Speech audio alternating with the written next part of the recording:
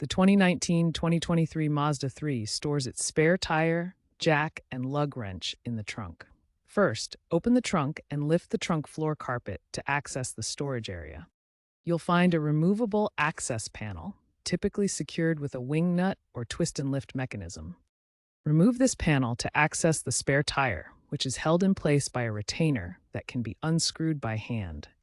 The jack, a scissor-type hydraulic model, and lug wrench for loosening nuts are stored in a foam-lined compartment beneath the spare tire. In hatchback models, it's under the rear cargo area. Sedans may require additional trim removal. Removing the spare involves lifting it out of the well.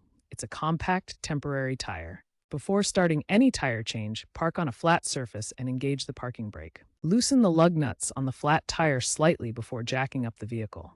Use the lug wrench for this. The Mazda 3 has designated jacking points under the rocker panels near each wheel. Never jack from the bumper or axle.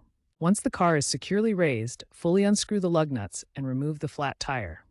Mount the spare tire, hand tighten the lug nuts, then lower the vehicle. Once lowered, fully tighten the lug nuts in a star pattern to ensure even pressure.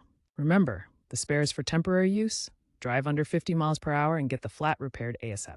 Wheel chocks are crucial to prevent rolling. Avoid changing tires in traffic or on soft ground. For models with TPMS, be aware of dashboard warnings indicating tire pressure issues.